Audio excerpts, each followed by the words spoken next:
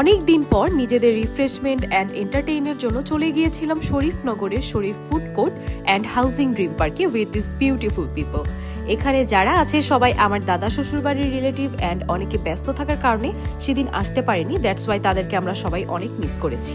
So আমরা সেদিন সবাই শরীফ পার্কে গিয়ে কতটা এনজয় করেছি সেটা নিয়ে থাকছে আজকের ছোট্ট ব্লগ। সেদিন আমরা সবাই যার যার মতো করে নিজেদের বাসা থেকে রওনা দিই শরীফনগরের উদ্দেশ্যে। এটি ঢাকা কেরানীগঞ্জের কোনাখোলায় অবস্থিত এবং আমি আর দীপ ফার্স্ট টাইম যাচ্ছি সেখানে। আমরা যেহেতু খিলগাঁও থেকে রওনা দিয়েছি, সো আমাদেরকে বাবুবাজার ব্রিজ হয়ে দেন কেরানীগঞ্জ যেতে হবে। আর যারা মোহাম্মদপুর, ধানমন্ডি, লালমাটিয়া অথবা রায়ের বাজারের দিক থেকে রওনা দিবে তাদেরকে কিন্তু বসিলা হয়ে আসতে হবে। আমরা বাসা থেকে সকাল 11টা or 11:20 মধ্যে রওনা দিয়েছিলাম অ্যান্ড প্রায় 30 to 40 মিনিটসের মধ্যে আমরা পার্কে পৌঁছে যাই এবং পৌঁছেই আমরা পার্কিংয়ে আমাদের বাইক রেখে পার পারসন অনলি 50 টাকা করে টিকিট কেটে ভেতরে এন্ট্রি নিয়ে নিই। এন্ট্রি নেওয়ার সাথে সাথে দেখলাম যে অলরেডি সবাই এখানে চলে এসেছে, আমরাই লেট অ্যান্ড সবাই এখানে আমাদের জন্য ওয়েট করছিল এতক্ষণ। আমার শ্বশুর বাড়ির সবাই কিন্তু আমরা অনেক মজা করি যখন আমরা সবাই একসাথে হই অ্যান্ড ও হচ্ছে সম্পর্কে আমার নন্দাই হয়, ওর নাম হাসান। তো হাসান আসার সাথে সাথে দেখলাম যে ও 12 তারিখের যে ইলেকশনটা আছে আমাদের সেটা নিয়ে খুবই এক্সাইটেড। এরপর আমাদের স্টার্ট হয় ছবি তোলার সেশন। এই সাইডটাতে আমরা সবাই দাঁড়িয়ে অনেকগুলো গ্রুপ পিকচার নিচ্ছিলাম অ্যান্ড এই সুন্দরী নারীকে হয়তো সবাই কম বেশি চিনো। এ হচ্ছে আমার একমাত্র সুন্দরী শাশুড়ি। ছেলের বউয়ের মতো কিন্তু তারও ছবি তোলার অনেক নেশা অ্যান্ড আমার এই পরি ফুপ্পিগুলোও কিন্তু কোনো অংশে কম যায় না।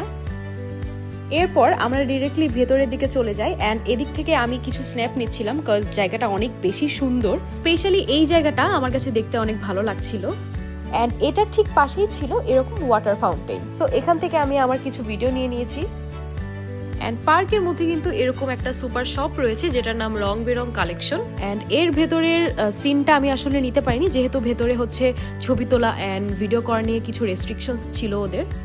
এরপর আমরা চলে যাচ্ছিলাম রাইডে ওঠার জন্য অ্যান্ড ফার্স্টে আমরা যে রাইডটাতে উঠেছিলাম সেটার নাম ছিল হচ্ছে পাইরেট শিপ অ্যান্ড এখানে আমি সহ আমার সব ননদ এবং দেবরেরা সবাই উঠেছিলাম অ্যান্ড এই পাইরেট শিপে ওঠার পর বাকিটা ইতিহাস।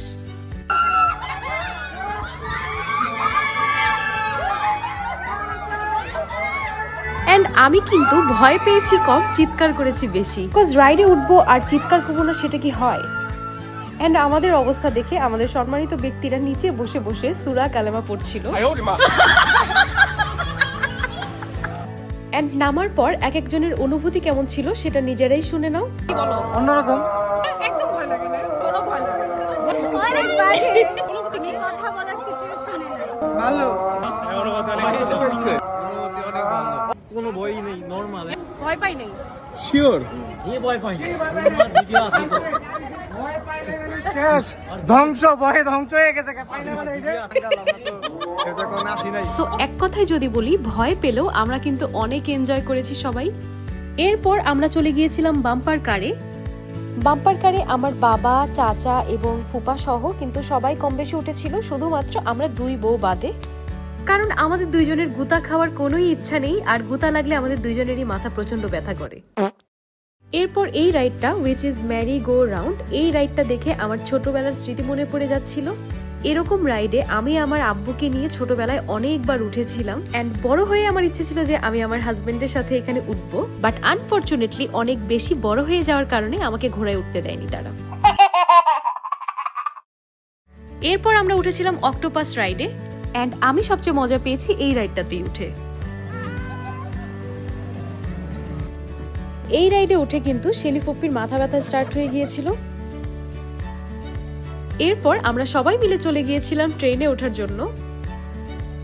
সো ট্রেন যেহেতু অন দ্য ওয়ে, আমরা সবাই এখানে দাঁড়িয়ে ট্রেনের জন্য ওয়েট করছিলাম আর আমার ফোনের ভিডিও অন করতেই ফুপ্পিরা এখানে দাঁড়িয়ে দাঁড়িয়ে মজা করছিল। একটু পর যখন ট্রেন চলে আসলো আমরা সবাই মিলে ট্রেনে উঠে পড়লাম অ্যান্ড ট্রেনে যেহেতু সবাই একসঙ্গে উঠেছিলাম সো অনেক মজা করতে পেরেছি একসাথে উঠে। ট্রেন থেকে নেমেই সব ছেলেরা চলে গিয়েছিল সুইমিং পুলে অ্যান্ড অন্যদিকে আমরা মেয়েরা আমাদের মেকআপের টাচ আপ নিয়ে বিজি অ্যান্ড এই ক্ষেত্রে কিন্তু আমার শাশুড়িও ব্যতিক্রম না। ছেলেরা সুইমিং থেকে আসার পর আমরা চলে যাই ফুড কোর্টে লাঞ্চ করতে। আমরা ওদের চাইনিজ প্লেটারগুলো ট্রাই করেছিলাম, বাট ওদের খাবার অ্যান্ড সার্ভিস কোনোটাই আমাদের কারোর কাছে ভালো লাগেনি। যেহেতু বাইরে থেকে ভেতরে কোনো খাবার অ্যালাউ না, সো আমাদেরকে এটাই খেতে হয়েছে। লাঞ্চের পর আমরা আবার এক্সপ্লোর করি। এরপর আমার ননদ নিনি এই রাইডটাতে ওঠে, যেটাতে আমরা কেউই ওঠার আসলে সাহস পাচ্ছিলাম না।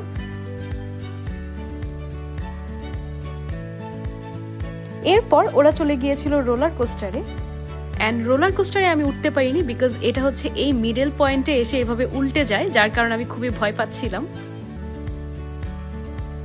বাট সবচাইতে ডেঞ্জারাস রাইড ছিল এটা। যাদের হাইফোবিয়া আছে এবং নিজে নিজেই যদি মানসিক ভারসাম্যহীন হয়ে যেতে ইচ্ছা করে, তাহলে এই রাইডে উঠতে পারো। সো অনেকক্ষণ ঘোরাঘুরি করতে করতে অলমোস্ট সন্ধ্যা হয়ে গিয়েছিল, অ্যান্ড সন্ধ্যা রাতের ভিউটা কিন্তু আরো বেশি সুন্দর ছিল পার্কের। সো এরপর আমরা সবাই বের হয়ে যাচ্ছিলাম, অ্যান্ড আমরা যখন বের হয়ে যাব তখন কিন্তু নিনির হাজবেন্ড আব্দুর রহমান ও আমাদের সাথে জয়েন করে। অ্যান্ড দেন আমরা সবাই পার্ক থেকে বের হয়ে ডিরেক্টলি চলে যাই বসিলার গ্রিন ভিলে নামের এই রেস্টুরেন্টে। অ্যান্ড এই রেস্টুরেন্টটা কিন্তু খুবই ফটোজেনিক ছিল। দেন আমরা সবাই এখানে বসে গল্প করছিলাম, অ্যান্ড আমরা গল্প করতে করতে স্ন্যাক্স আইটেমগুলো চলে এসেছিল।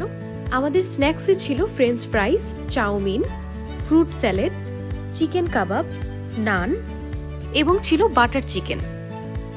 অ্যান্ড খাবারগুলো কিন্তু অনেক মজার ছিল। So thanks to Nini and Abdur Rahman for the treat. So খাওয়া দাওয়া শেষ করে আমরা এবার সবাই বাসার দিকে চলে যাচ্ছি। সো তোমরা কিন্তু চাইলে ফ্যামিলি নিয়ে এরকম একটা হ্যাং আউট করতেই পারো। অ্যান্ড সত্যি কথা বলতে কিন্তু শরীফ পার্কটা আমার কাছে খুবই ভালো লেগেছে, অ্যান্ড ফ্যামিলি নিয়ে কাটানোর জন্য খুবই ভালো একটা প্লেস এটা। আমরা যদিও সবগুলো রাইডে উঠিনি, ওদের কিন্তু আরো অনেক রাইডস আছে। অ্যান্ড এই জম্বি হাউসের পেছনেই কিন্তু ওদের ওয়াটার পার্কের কাজ চলছে। সো ভেরি সুন ওয়াটার পার্কটাও কিন্তু ওপেন হয়ে যাচ্ছে।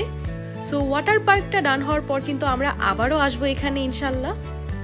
সো আজকের মতো এখানেই শেষ করছি আমার ব্লগ। আবারও দেখা হবে নতুন কিছু নিয়ে নতুন ব্লগে।